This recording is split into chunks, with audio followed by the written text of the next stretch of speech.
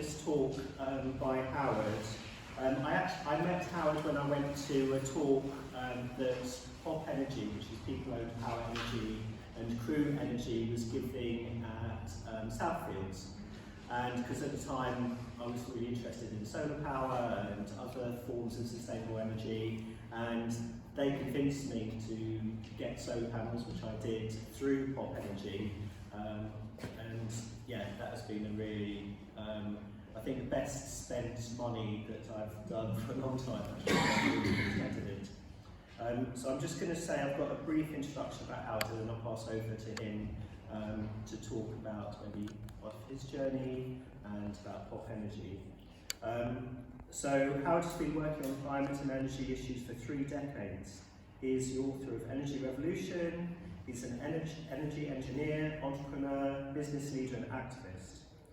Moving on from saying no to the problems, he founded Southern Solar, a national solar energy company, and Ovesco, a locally owned renewable energy cooperative. At the same time, he chaired a trade body representing the UK solar industry, finding himself once again back as a campaigner around energy policy in the process. He went from advisor to a Labour minister to being in conflict with a Conservative one, and ended up involved. So not actually a Labour minister. I was advisor to a Labour minister. I was advisor to a Labour minister, yeah. And ended up involved with taking the Conservative government to the High Court over the Feed-in Tariff. Howard has developed and managed a huge fleet of large-scale renewable energy projects for a UK stock market listed investment fund, but is convinced that the future of energy looks different, and founded People Owned Power Energy to create an example of this. And so we're really pleased to have Howard with us tonight. Thank you. Thank you for giving up your Thursday evening to come and listen to me rabbit on. So I'm going to do sort of part autobiography and part energy geekery, basically. So hopefully it's interesting for you. I thought I'd start with where I started. So I studied energy engineering in the early 90s, and I studied climate. At that time, climate really wasn't a subject. And do you want to come and sit here? And then you may be able to hear me better. And I was just completely blown away by what I was learning in this course on climate. I couldn't believe that this wasn't mainstream news and that politicians weren't acting on it. This is 93 or something, 91 I think I started my degree. And so the only thing I could come up with was putting my body on the line, like many of you have done probably through XR. And so this was the tree on a coal mine that I was evicted from in about 94. And that was my tree house. We spent about 18 months defending that site.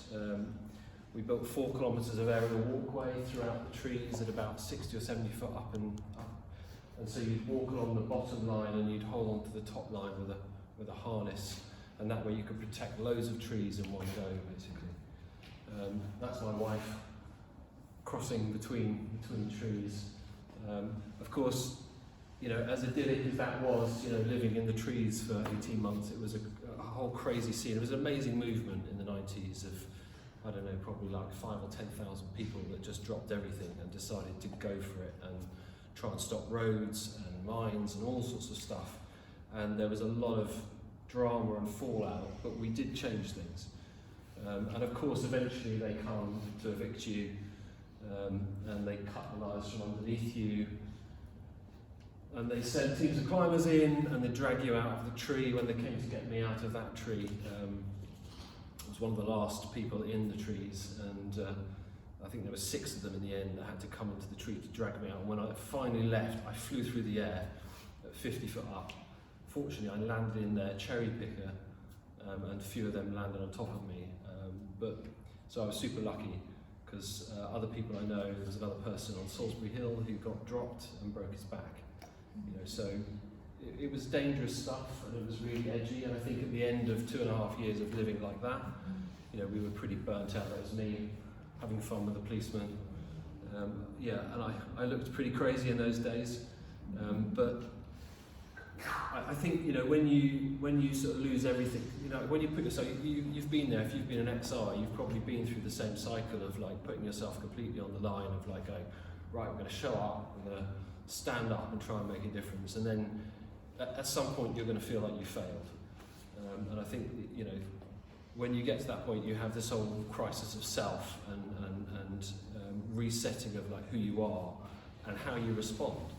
You know, and I certainly had that, and I guess what I came to was that you can't solve the problems by saying no. You know, Buckminster Fuller classic quote, you know, you have to build the new within the ruins or within the system, within the existing structures, and it has to be better, basically. So I've spent the last 2.5 decades having goes at that. Started with I think this was in '98, I set up a sort of renewable energy sort of online listings thing. I bought my first solar panel in '99. I was in Brighton. I was trying to set up the first community energy company to build a solar plant funded by the local people. And people were just like, "You're completely mad. What are you talking about? That's never going to happen." So I gave up on that idea pretty rapidly. We did have a lot of fun with our solar sound system, and people were like, "How on earth is this working? I mean, there's no sun here." You know, it's like, "Well, no, this cinema that we're showing, this film we're showing, or this party we're at is being powered by the sun." You know, so we had lots of fun with it. But eventually, 2002, I set up a solar company.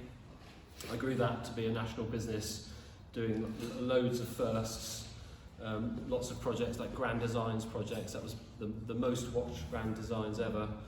Ben Law in the Sussex woodland.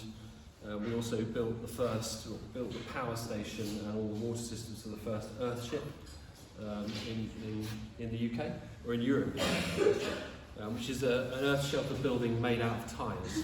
So you make a round wall out of tyres, and then you put this big greenhouse in the front. It basically doesn't need any heating, and it's got solar panels and wind turbines, so it's a completely self-sufficient off-grid building. Super cool, but not very replicable. So I grew it to a big team, like 150 people. At the same time, by the 2008-ish, transition kicked off, and suddenly I'm there in a room with a load of people going, "Right, we need to do something about energy. Why don't we just build a wind turbine on the hill?" And I'm like, well, there's a whole range of reasons why that's a great idea, but why we can't do that. Most of them to do with planning national parks, as it is. We were in Lewis, in the South Downs, and a whole range of other technical issues. But we could build our own power station with solar panels. So we set about that. It took us a couple of years to develop that first project. And then the government was changing the rules, and we had like 4 weeks to raise the money and build the project. So this was our public meeting in the town hall where we were like, okay, we want to build the first community-owned power station in the country, a solar power station owned by local people. We've got 4 weeks to do it. We need to raise £350,000. Are you in? We did it. It was great. And of course, the moment you have success like that, then all the ministers want to come. Ed Davey turns up and launches his community energy strategy there. And I found myself, I was chairing the trade body at the same time. I found myself with, in sort of the era before that, advising one of the Labour ministers on the creation of the Renewable Heat Incentive, which was a hugely successful scheme, and then also lobbying for the Feed-in Tariff, which was again another hugely successful scheme. But then a few years later, we have cut the green crap with Cameron's government, and suddenly they go, "Oh, the Feed-in Tariff is too successful. We've got to close it tomorrow." And I got wind of this, and we ended up arranging this protest. We did a mass lobby that day. We took about 4,000 people into Parliament in one day, all demanding to see their MPs to say, "Why are you scrapping this brilliant scheme that's creating loads of jobs and that's doing loads of good stuff for the UK government?" And in the end, they didn't scrap it. It took 3 goes in the High Court. We won 3 times in the High Court. But the sad thing was that it doesn't take much to kill an industry. So we lost 5,000 companies in 6 months in the solar industry. And none of that was natural causes. That's all created by politics. And that was the intention, really. You don't need to change the system, you just need to suggest you're going to change the system to create masses of uncertainty, and that's what they did, basically. Had lots of fun. I did that sort of thing every day for 6 weeks straight, and we still sort of lost, but we did keep the Feed-in Tariff, so there was some success there. During those dark moments of that whole fight, and I ended up having to close my company, Southern Solar, to keep myself happy, I decided I would write a book, which was the stupid thing to do. So for a year and a quarter, every night I sat up and wrote this sort of guide for communities to set up their own power companies, and also loads of information about climate and the energy politics and how we got here with energy, why nuclear is a complete disaster, and I also wrote up about 17 countries where they'd had big transformations already, you know, because people don't realise, you know, Norway, Iceland, Costa Rica, there's a whole load of countries that have already transitioned or already like 90% renewable. So I interviewed some key pioneers in some of those countries, and told the story in an effort to sort of move this thing on, basically. But yeah, the sad day came when I had to close Southern Solar, my original company. I decided to do it on Channel 4 News, and that's me doing the interview saying the government's done this thing again, and now I'm having to close the company. I felt like, you know, there's no point hiding under a stone in these miserable moments. You may as well actually, you know, go out and do it and try and do some usefulness, do something useful for the rest of the industry, basically. So that's what I did. For the last decade, really, till about 2.5 years ago, I've been working in large-scale renewables. So with Southern Solar, we'd started developing solar farms, so like 25 acres of solar fields with investors. So I'd started to build those as well. So I ended up moving into large-scale renewables. Again, that market has continued to grow. You know, it's been super successful. You know, so some days, in fact, I was doing a talk a couple of days ago, and I was with a group of people, and I was saying, you know, in some days solar's peaking up to like 30% of the grid, and I pulled out my little app that I have on my phone that shows me grid carbon. If you want to look, it'll tell you what's going on with the grid in 5-minute intervals. And you know, on a 12 o'clock on a March day, solar was doing over 20% of the grid, and wind was doing over 30% of the grid. You know, so in this last 2 decades, we've gone from nothing to solar being a massive contributor to UK power, and wind being a huge contributor to UK power. And I found myself in the end running a £1.5 billion portfolio of these solar farms, so about 120 of them, and about 10 wind farms across the UK for a stock market listed investment fund called Bluefield Solar Income Fund, which is a sort of yield co on the FTSE 100, and that was great fun, building new solar farms and managing existing ones. So at some moments, the farms I was running was doing like 2 to 2.5% of the UK's power, which felt brilliant to go, you know, I've gone from like that one solar panel on Hove Lawns to 2.5% of the UK's power from millions of solar panels spread across the UK. Anyway, but so energy. So energy today, much of it is what our grandparents actually built. So that was my grandfather. He ran that power station, Southampton Power Station, in World War II. It was a coal-fired power station. You know, the system that they came up with was, you know, these big central generators spread across the country, and you're at the end of the pipe, basically, and you pay for the capital cost and the running cost of that machine to provide you with electricity. When he was running that, Southampton Power Station was it was just providing power to Southampton. Obviously, Southampton had loads of crucial stuff, factories and military there. And my father describes going into the control room with him during that, you know, those times, and basically witnessing him shutting down segments of the city when they had too much power draw. And that's how it was managed previously. It's how it's managed in many countries around the world today, where they don't have enough power to provide everyone with energy. They just go, right, we'll shut off that section of the community so we can keep this crucial thing alive, let's say. Obviously, what's happened since then is that we've knitted the whole country together with the national grid, the grid iron, as it was originally called, and that means that, you know, instead of just shutting down one area, we can flex across the country, and so the grid's actively managed by a team of engineers. And when we had a whole bunch of big central power stations, that was quite easy for them, because they could go, right, turn on that gas peaker plant there to, you know, to power on our kettles when we you know, have the ad break in the football match or whatever it is.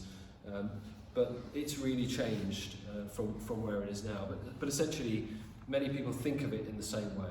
So big central infrastructure that you all pay for, and you're just passive consumers in this process. And now, not paying for a government-owned piece of kit, you're paying returns to corporate shareholders, basically. So that's the sort of backdrop of what we're all funding, and of course that business, it's stark to this last 2 weeks. If you weren't aware of this, you really are in this last 2 weeks, and this year particularly. Wars for oil, obviously the invasion of Venezuela, the taking out of the leader of Venezuela, whether you agree with the politics or not. The blatant nature of that being an act for oil, for access to oil, and I think we'll probably find something similar is going on with Iran, in that Iran's got one of the largest oil and gas reserves in the world. Obviously the neighbours all around are pumping merrily for the rest of the world and making loads of money out of it. Iran, is not helping us. So there's a good chance that some of what's going on is related to their oil and gas reserves. And I think when you dig into the sort of politics behind it, obviously Elon Musk was very famously financing Donald Trump, but in reality, the vast majority of the funding he received came from fossil fuel companies. And when you start to think about that, it's like, fossil fuel companies funded his campaigns, and he goes in and does some great business for them in Venezuela. It sort of adds up, basically. So obviously there's global impacts to this business, and they're pretty stark. And I always just like to bring in the human story, in that, we're very insulated in this country from the impacts of our consumption. And most people don't really think about what's going on in our name in other countries. And this is this chap here is Ken Saro-Wiwa, from Ogoniland in Nigeria. This is a river delta where Shell basically over many decades extracted oil in a really, really bad way. So massive toxic pollution incidents, but also effective genocide of an indigenous population there to pump oil and gas so that we can turn on our heating without thinking, basically, or drive ridiculous cars that use way too much energy. Ken Saro-Wiwa was effectively killed by militia, and that's the sort of legacy of what we're dealing with. And I did see, you'd think, okay, this doesn't happen anymore because of all these ESG rules and all that sort of stuff. I'm sorry, but it does. I saw it probably 3 months ago. Total, who are meant to be like one of the best of these oil companies, who've certainly been most active in sort of their green developments and that sort of stuff. They were up in court 3 months ago, again, genocide. So they hire militias, I think it was in Sudan, to protect their oil infrastructure, their pipelines, and these militias just happen to have wiped out a village. And so this is still happening in our names now. And the level of extraction, again, it's super stark now because everyone knows about the Straits of Hormuz. They know how much oil and gas is flowing out of there. 20% of the world's energy is flowing out of that area. So you start to see the scale of the problem, and it's pretty monstrous what's been done, basically. So not only have we got this sort of extractive system that has all these toxic byproducts, not least of which is climate, but human impacts. Does it really work? Not really. So the classic one is you stick 100 units of gas into a gas-fired power station, coal-fired power station. Most of it's just wasted. Over 60% is waste heat. It's just vented into the atmosphere. Then you stick it into the grid, you lose a bit more from transmission. Stick it into your home, you lose a bit more through inefficient use. So essentially, like, the units you need at your home are a fraction of what's going in at the start. And when people talk about primary energy, this is primary energy going at the start. They say, well, if we need to generate this much to replace this primary energy, we're going to have so many windmills there won't be any space in the country to have them. But actually, it's completely wrong, because we don't need to generate enough to create that primary energy. We just get rid of all that inefficiency and just generate that, what you actually need, where you need it. And it's a completely different system, basically. So, obviously there's loads of issues in the UK with food poverty and in other parts of the world. There's loads of homes here where people can't afford to heat them. There's loads of homes with toxic mould issues and all that sort of stuff. And another thing that people don't really know about is gas and burning gas. So burning gas in your home is really toxic. Apparently if you live with a gas appliance in your house, it's like living with a chain smoker in terms of some of the toxic, like complex hydrocarbon, incomplete products of combustion that are coming out into your living space and into the streets around. You think it's just a condensation plume, but no, it's hundreds of tons of really toxic stuff that should be still in the earth, but instead you're breathing it in. So it's not a great system. Yeah, I mean, so we've experienced 50% higher bills in the UK in the last 5 years, and there's 19 million homes where their EPC, their energy performance certificate, is rated D or lower in the UK. There's 28 million homes total, 19 million of them are D or lower, which means that those people are probably paying 3 times the amount they should to heat their homes, and probably a huge chunk of them are living in fuel poverty. So it's a crazy system. I thought with the current geopolitical situation, you might like to see some actual numbers on our gas supply. So this is 2024 numbers. There's been quite a shift in that. So LNG, shall I just explain what LNG is? You probably know, having heard the news. But liquefied natural gas. So where we can, so North Sea gas, they pump it out of the wells in the North Sea, it goes into a pipe and it eventually finds its way into your home, basically. Same with the stuff from Norway. Anything else from anywhere else in the world, pretty much, is coming as liquid. So they pump it out as gas, then they liquefy, they cool it. So gas, obviously, when you cool it enough, it turns to liquid. So they put a bunch of energy in, cool it, turn it into liquid, stick it in a tanker, ship it around the world, get it to the other end, Milford Haven or wherever they're bringing it to here, turn it back into gas, and then put it into the grid for it to go into one of those really inefficient power stations to make electricity for you in moments, with all that waste. So LNG is what that is, liquefied natural gas. So right now 15% of your gas is coming from America, from fracking, and 6% is coming from other places. It used to be much higher from so the key Straits of Hormuz one is which is about less than 2% now. So in terms of will we have shortages of gas? That's highly unlikely, particularly because we're at the end of the winter and all the shortages, if they're going to happen, are going to be during the winter. So we're going to use a lot less gas for the next 6 months because we're not heating our homes so much. So there's not a huge concern about shortages, but obviously gas is a globally traded commodity and the price directly impacts our economy. So it may only be 2% of our gas that's held up by Straits of Hormuz, but there's a few other things that people aren't aware of, things like fertiliser. So fertiliser is made from fossil fuels. 30% of the global fertiliser production is coming out of the Straits of Hormuz from all those fossil fuel production sites in that area. So there's loads of knock-ons to fossil fuels being stuck, and gas particularly being stuck. So yeah, and just a little bit on why it's hard to change the current system, and it's around tax take. So this is the tax take over the last 20 years. So fuel duty, so when you put petrol in your car, that's generated 24.7 billion in the last financial year for the government.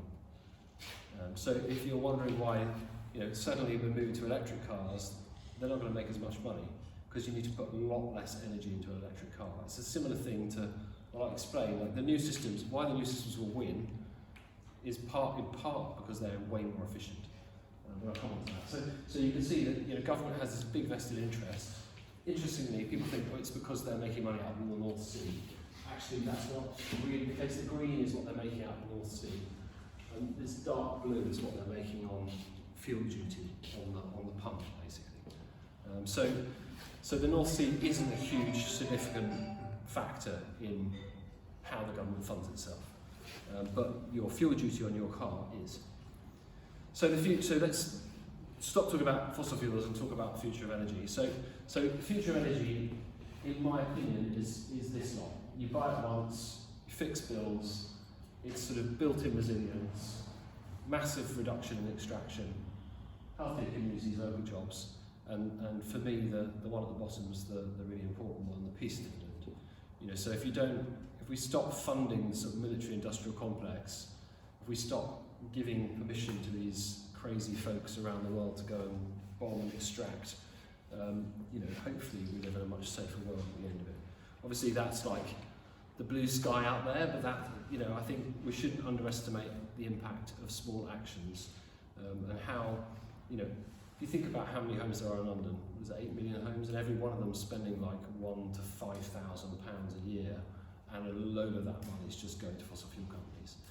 The amount of money we are sending to these companies is absolutely monstrous, and until we change that, nothing will change. And they in turn are then funding a lot of things we don't want to see in the world. So yeah, why am I still doing this after 30 years and having another go with another venture? So obviously we're funding things we don't want. We're funding, you'll see it in 6 months' time. There will be record profits for the fossil fuel companies because of the price of oil and gas going up, hugely in this last 2 weeks. That is not going to go away quickly. They're going to make huge amounts of money, without a doubt, and that doesn't really serve any of us, basically. So the flip side of this is actually renewables, solar particularly, is the cheapest form of energy pretty much anywhere in the world, cheapest form of electricity anywhere in the world at this point. We've had this massive cost drop. So when I bought my first solar panel, that one on the green, about there, it was, let's say it was this big panel, and it produced 80 watts of electricity, and it was £800. Now the panels Ben's got on his roof, probably around 500 watts, similar size, maybe a little bit bigger, but they probably cost less than £100. So generating electricity from your roof is the cheapest form of electricity at this point. It's cheaper than you can buy energy. And that's the world over. And in fact, having been in this game a long time, I've done various stuff in Africa, the more the sun, Africa's got 2.5 times the irradiance of here. So there it just works even quicker.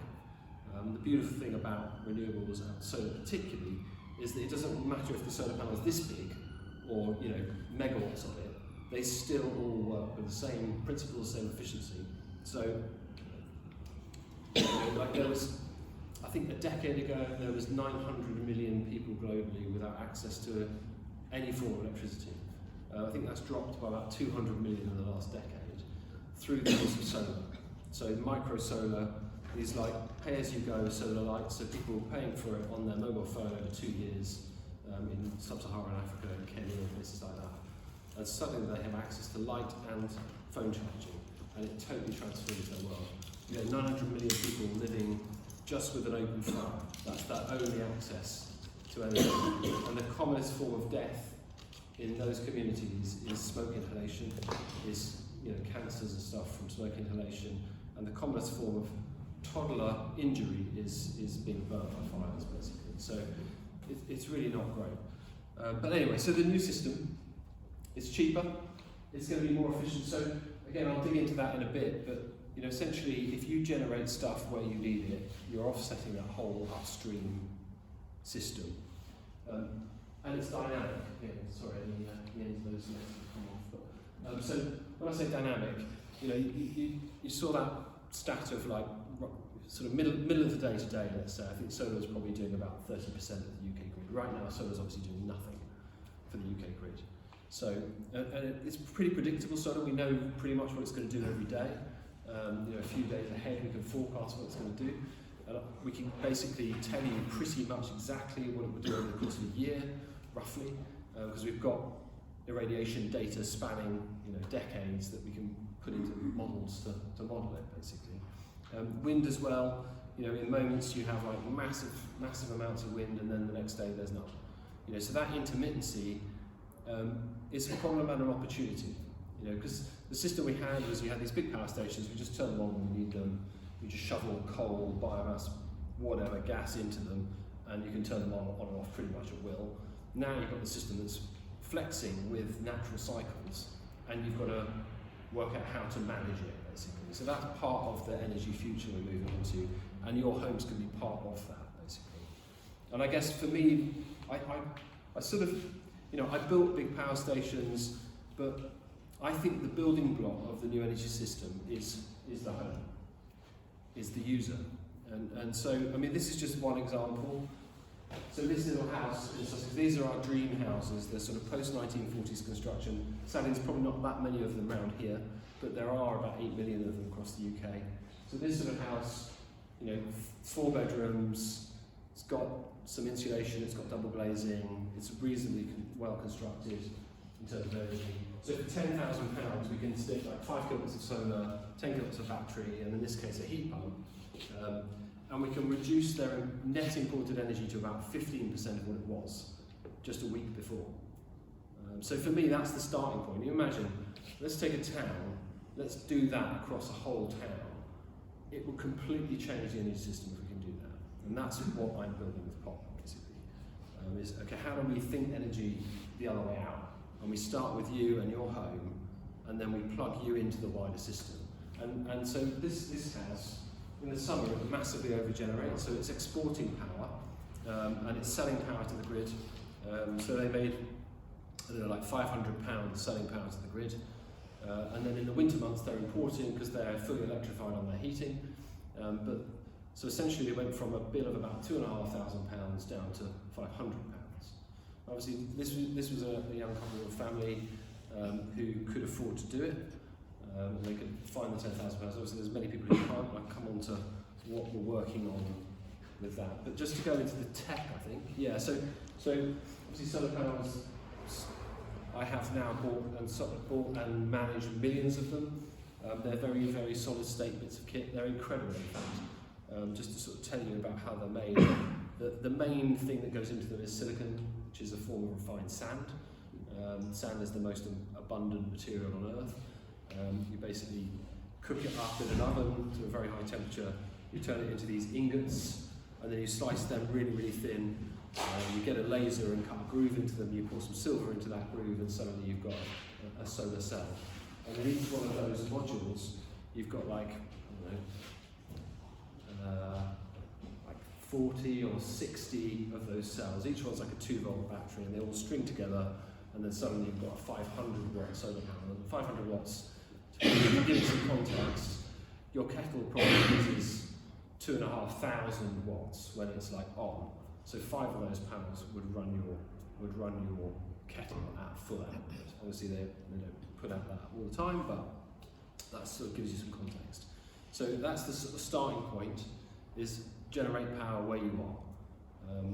Again, we often say like, if you've got space on your roof, just fill it, because now masses of the cost is actually getting up there. It's the fixings to the roof.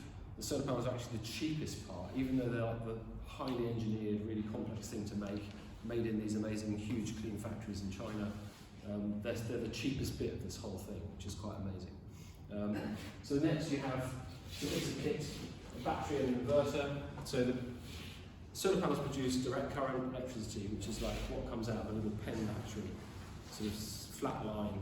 But what's in your ring main, what's in the electricity that's in your home is alternating current. So that's going plus minus 240 volts 50 to 60 times every second.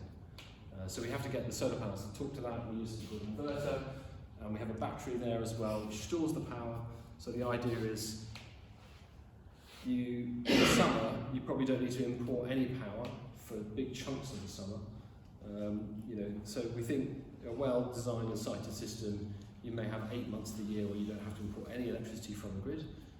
If you've got a big enough battery, there might be the odd moment where you do, but essentially you can pretty much be self-sufficient for power.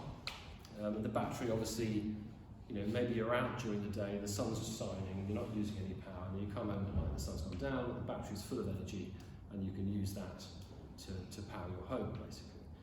And then in the winter, when you're not generating as much, because we can't generate everything we need from these systems, so in the winter months, you'll probably generate a fraction of what you need, maybe 20%, 30% of what you need in the darkest months of the year, possibly a bit less. But in those moments, you can use the battery for what's called arbitrage. So more and more, that flexibility, that intermittency I talked about, that sort of rising and falling of solar and wind, what that's going to lead to is what's called dynamic pricing.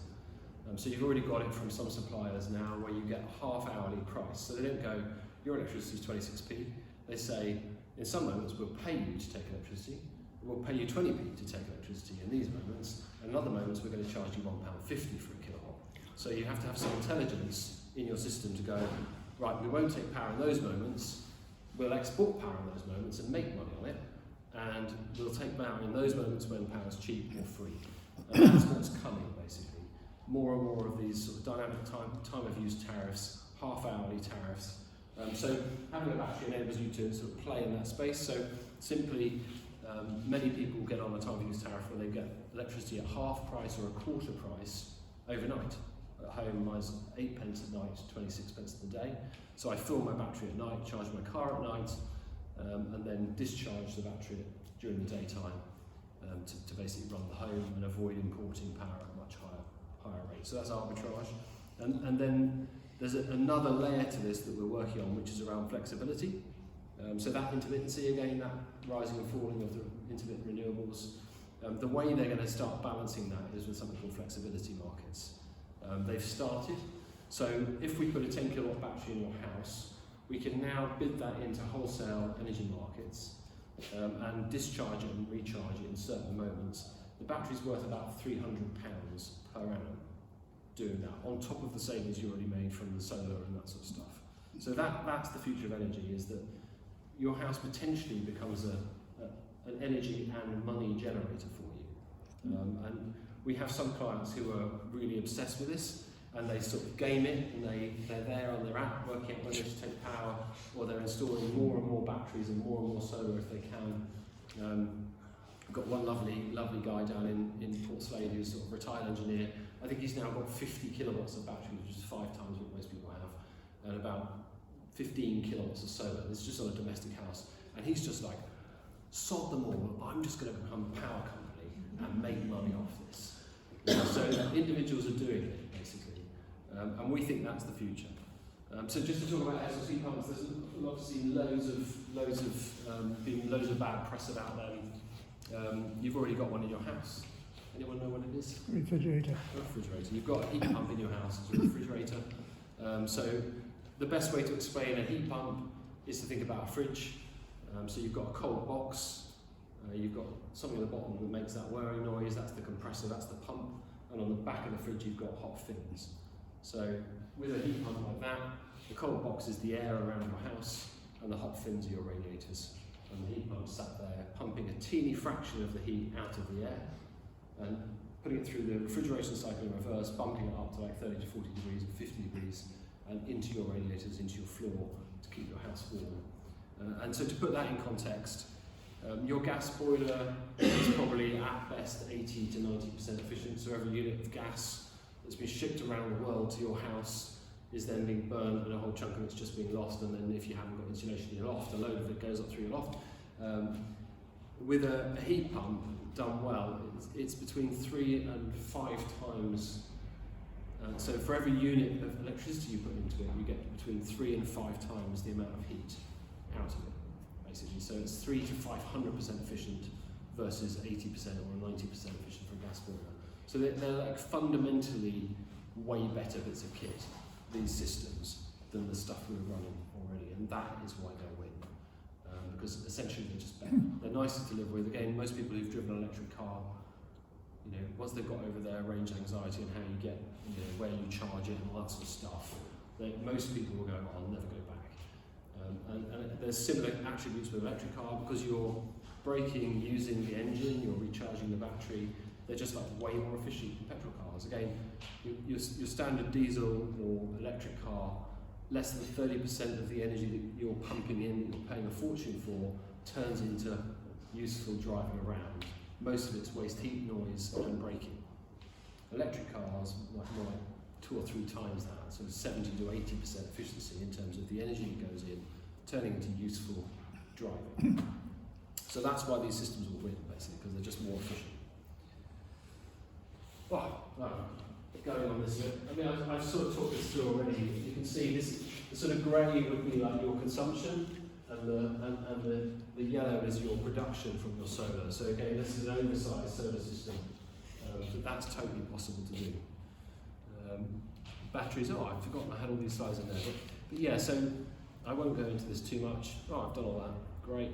Insulation, obviously, I'll just talk a little bit about insulation because I haven't talked about that. Many people, so there's a few different types of insulation. And you often hear these horror stories around external wall insulation and that sort of stuff. I think it's safe to say that external wall insulation, whilst it can be an amazing thing, can be done badly, but also costs a fortune. So it can cost like £25,000 to put external wall insulation on a house. The chances of that paying for itself anytime soon are very, very slim. Whereas with solar and battery and heat pump, it can pay for itself in if you're paying for it yourself, it can pay for itself in 5 years, let's say.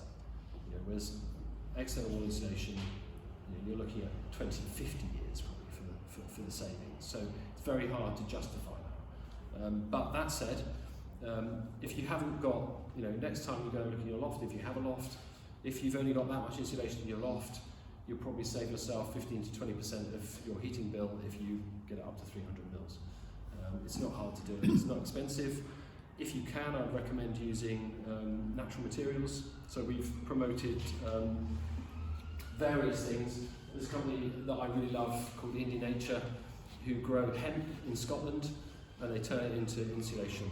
And it's really great because hemp actually locks carbon in the soil as it grows. It also creates loads of mass, which is carbon. So we worked out you can sequester, I think it's 50 tons, 10 tons of CO2 if we insulate 50 houses. That was it. 10 tons of CO2 if we insulate 50 houses with that insulation in the loft. So not only are we reducing the emissions, we're actually locking carbon away. Because again, what most people don't realise, when you start studying climate change, people think it's all about stopping burning fossil fuels. Well, that's the start, and we're not doing that well on it. But really, when you look at all the IPCC and all the different reports and the negotiations, again, I've been to a couple of the COPs over the years, and what most people don't realise that for us to have a hope of, we've blown 1.5 degrees, we're there already, but for us to have a hope of a livable future for generations to come, we're actually going to have to suck millions of tons of carbon dioxide out of the atmosphere to get the atmosphere to stabilise. And there's going to be a whole load of ways of doing that. At the moment it's super expensive, but a really cheap way to do it is to grow a plant and then lock that plant away somewhere for the next 50 years, and that carbon's kept. So it's a really good way to do it. Anyway, so if you haven't insulated your house, do it. Often people want to talk about cavity wall insulation. If you have cavities in your house, there's quite a debate around whether people think it's a good idea. Generally, I think it's a good idea. I've certainly done that in my houses, and it really helps. The main challenge around it, if it's done badly and you get moisture travelling through the walls, and obviously creating damp inside. So it's just worth thinking through before you jump into it. So this is something we're working on. This is a town we've done a whole load of installations in. Well, at the time of this snapshot, it was 12 homes, 2 of them fully electrified, 110 kilowatt hours of battery, and 56 kilowatt peak of solar, 4 EV chargers and 2 heat pumps across 12 homes. And so the data from those homes was that they generated 75 megawatt hours from the sun. They'd only consumed 65 megawatt hours. So this is those lovely, perfect homes that I was talking about earlier. This is the future of energy, in my opinion, is towns becoming power stations owned by all the people that live there. And it's totally possible, basically. And then their batteries and their heat pumps there providing ancillary services to support the grid, and meaning that we don't need to spend so much on reinforcing the infrastructure to provide them with excessive amounts of power, because they just don't need it, because they're using a fraction of what they were, basically. So I'm hoping in the next year, I think I've been saying that for a year now, I'm hoping in the next year we'll have dashboards for the towns we've worked in, where you can see an amalgamated view of all the homes we've done there and what's actually going on. Because I think half of the challenge of this subject is that the moment people have lived with this, the moment they've, one of their friends has done it, they're like, oh, of course, this is obvious.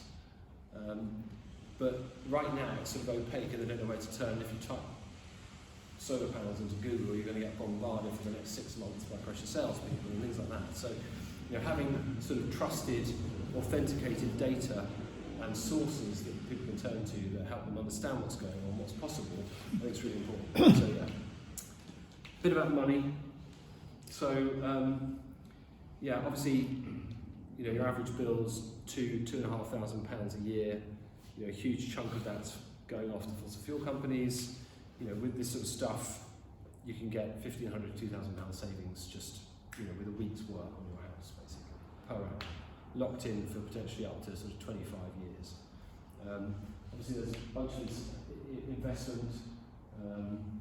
There's actually a £7,500 grant for heat pumps right now. So for like £9,000 to £12,500 up front, so it's formatted a little weird. You can basically get yourself isolated from the vast exposure to fossil fuel markets that you have right now, and you can massively reduce your carbon emissions. Yeah, so solar doesn't do a huge amount of carbon emissions because we've been so successful in decarbonising the grid. So solar and battery, you're only going to get like 0.8 of a tonne, something like that, per annum, which is still significant, but it's not huge amounts. But heat pumps, on the other hand, and part of the reason we do them is because you can get like 3 to 5 tonnes of CO2 savings from a heat pump on your home. So yeah, to me it's a no-brainer. And I really like this, like 5 to 7 years to liberate yourselves from your bills. You know, so if you have to fund it, you know, potentially it can be that quick to suddenly have virtually no bill at the end of it. And I think that's the future we need to be saying to people. And okay, maybe we need to take the next decade to do it. And I think within a decade we can have a radically different situation if we can build a social movement around this. And that's in part what POP's trying to do. Yeah, I mean, I quit my sensible role to do a startup again. It is in fact my 10th company in the energy space, and I did go, oh no, regularly go, oh no, what have I done? What a madman. Because what I wanted to do was like fuse activism with practical, with community building, and with finance. It's like, how can you, and with data really, like how can you pull that together into one coherent thing? I think, you know, as we've gone on, it's sort of really coalescing now that there's sort of 3 strands to what we're building. One's around like how you engage people, how you get them excited about this future that's just so close that people could step into tomorrow if they want to. And then, you know, how do you actually get that done? So that's sort of the first strand. The second strand is around money and how we finance it in a more equitable way. So again, so talking about money, so if you self-fund it, if you've got the capital, you know, you're going to get the biggest paybacks. If you haven't got the capital and you've got a mortgage, many mortgage providers will give you, so Nationwide will give you 20 grand at 0% interest to do this. So, you know, by the time you've paid for that 20, you know, that it'll pay for itself in 5 years of the term of that loan sort of thing. You can get a loan, there's subscription-based finance schemes already, particularly for solar and battery. And what we're working on is local investment schemes. So we've done a first pilot of that in Brighton with a company called Ovesco, which a friend of mine set up, which was like my original company, Ovesco, Brighton Hove Services Energy Company. And there we deployed across one area solar and battery for free for people's homes, and then they pay the local co-op for their power from those systems for the next 20 years, I think it is. And again, it was a prototype, it's not perfect, but what we're trying to get up and running is a sort of umbrella so we can maybe get 40 or 50 community-owned investment vehicles up and running in different communities so that you could invest your savings in your neighbour's energy upgrade. Because to me it's like, well, if we hang around, this is going to be done to us by someone. Either a fossil fuel company in a pivot at some point will realise that they've got to do this to extract from you still, or it will be done to you by a bank effectively who want to keep you tied into a mortgage for the next 20 years, whatever it is, or by a VC-backed company. You know, so we think there's a real opportunity to create local investment vehicles so that your payback is actually going to local people, so your return is going to local people. So exactly the model we did with Ovesco. So with that, that £350,000, we invested it in a large-scale solar system on the roof of the most important building in our community, which of course was the brewery. And then they basically got the power from that and paid for it. We got the Feed-in Tariff in that time. and that paid a 5% return to all the local shareholders, of which there are about 200. So again, the annoying thing with that model was that we couldn't sell the power to the individuals, and we still can't. So as with this model, if we can do it on people's houses, then potentially you can actually give tangible benefits to people who really need it. So for me, that's where I'm going with this, is can we get, I'm hoping in the next year to be able to get 2 or 3 of these first community-owned investment vehicles. Probably there'll be one in Bristol, hopefully one in London, we'll see, to prove this as a new concept, so you've got this circularity on more than one level. So why street by street? Again, you almost certainly, you're the 15% who think about climate, who possibly are early adopters, who've shown up this evening. There's the other end of the spectrum, the 15% who are climate skeptic, who are never going to do this, let's say, until it's a complete no-brainer. And then there's the 70% in the middle. And all the stats say that 70% of the UK society want to take action on climate. And I guess I see like the next phase of this movement is how we turn you lot into advocates for this new system, for this new idea really. So that 70%, they're cautious. They are not going to go and research this. They're not being targeted by the marketing of the companies that are marketing this stuff, the octopuses and people like that. They probably are not going to be able to find. They may not want to finance it themselves. They have fear over technology risk, all that sort of stuff. And what they really need is to be part of something. And again, someone mentioned the power station film earlier, and we've been working with Dan and Hilary. We've just done, last year we did a second wave of installations on their street with solar and battery. If you haven't seen it, check it out, power.film, it's really brilliant. I love it because it's an emotive telling of the story that I geek out about every day, which I'm doing today. And they tell it with emotion and feeling, and it's just really beautiful. I think it connects to people in a way that I can't. So I think it's really, really important, and it's a really great opener. But essentially, like on that street, the second tranche we did, so we worked out, we've got about 10 or 15 people on the street, and we worked out what they could have on their homes and that sort of stuff. And then we'd be on Zoom calls with them all, going, right, has anyone any questions? And doing it as a street, you'd have these people who just would never consider doing it. Because they felt like they were being held by a process, it gave them the courage to act, basically. And I think that that's what a lot of this is about, is how do we empower people around us to act? Because most of them want to. And I think creating some transparent structures where people feel like they're being held is the key, and that's why we do it street by street, basically. So we sort of came up with this concept. It's really funny because Dan and Hilary were doing their thing, and me in parallel was basically trying to do this at the same time, and then our paths crossed, and we were like, oh my goodness, we're both trying to do the same thing here. Why don't we collaborate? And hence we are now. But yeah, so we find a street champion, ideally a few people in a neighbourhood who want to have a conversation with people to start with, and like just talk to people about energy, talk to people about this stuff, and then arm them with some little videos and some content and some postcards, whatever it is that they need, and some ideas around how to start. Like maybe you have a tea party first, or maybe you just have a chat down the pub, or whatever it's going to be. But so we made a film about what we did on that street, and people in the film were saying, we would never have done this had it not been this process. And that to me was the validation, basically, of what we're trying to do here and why this is important. Because I think most people do want to take action, but they, no one has invited them in, and they're not a deep green, they're not an XR, they're not going to go along a bridge somewhere to stop, to get politicians to listen, but they do really care. But no one's actually gone, hey, you can be part of this. And I think that's the job of this next bit, is to, in a non-threatening way and in an inclusive way, to go, hey guys, you can actually be part of this, and it's really going to be quite cool. So that's street by street. And yeah, so together, I guess I'm thinking about the energy system backwards, and I'm thinking about like a whole town or a whole street acting in unison. So us going, we've got X batteries across the street, we've got X generation, we've got X heat pumps. When in the next 20 years, what's the forecast for your street, first of all? how much power do we forecast you're going to need for each house? When should you take the excess from the grid, and how do we coordinate that? And are there moments when power is really expensive where we should be flooding power out of your houses to make you extra money?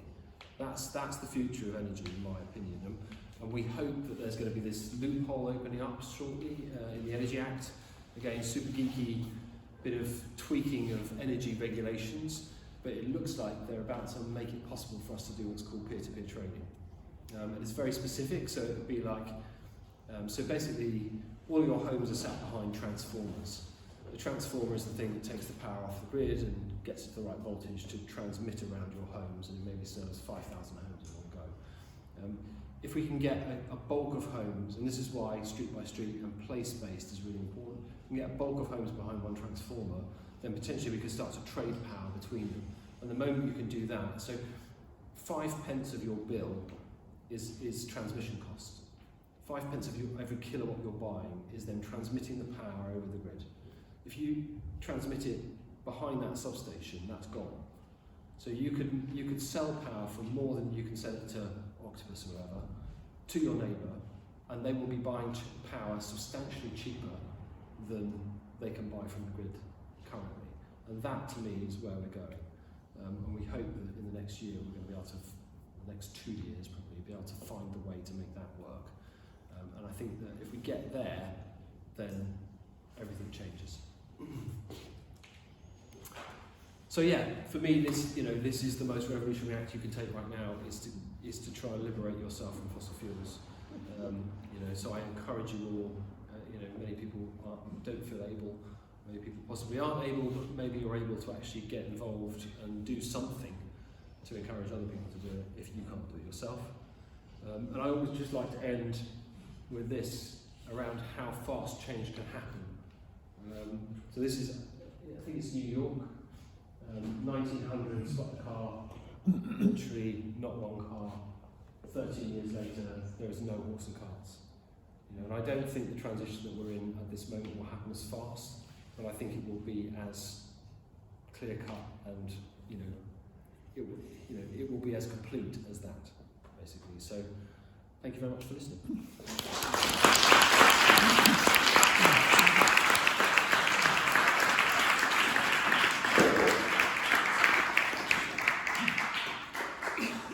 I'm happy to take questions.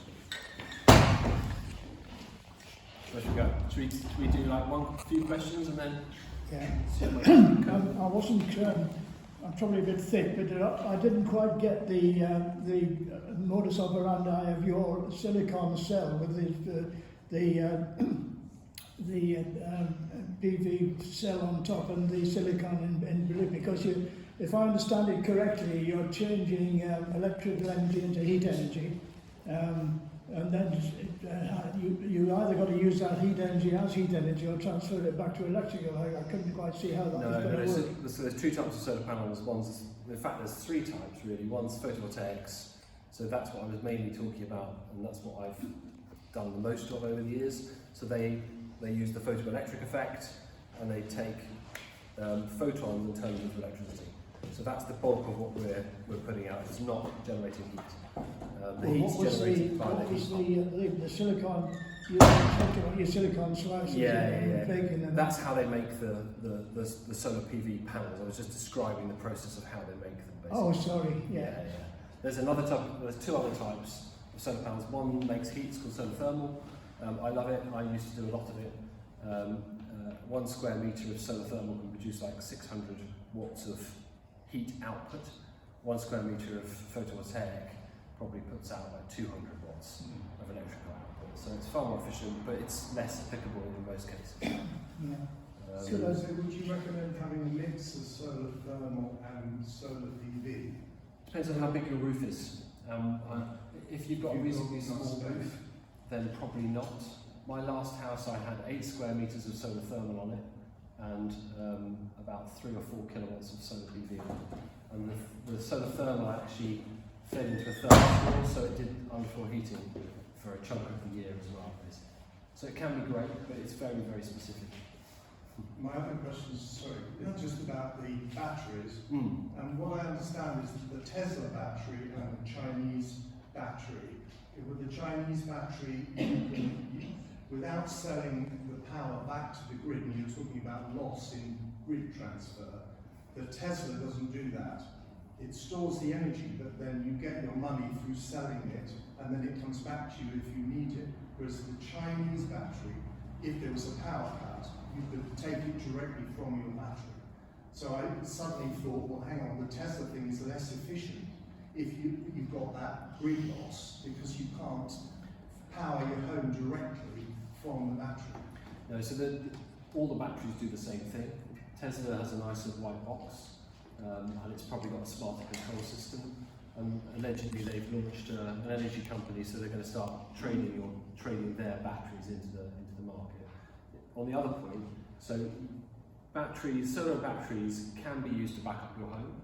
So if there's a power outage, it basically will keep your home alive. That's not as standard, pretty much. I think it is with the Tesla ones. That's pretty much standard. But essentially, it can be wired. In fact, Ben's had this experience in the last week.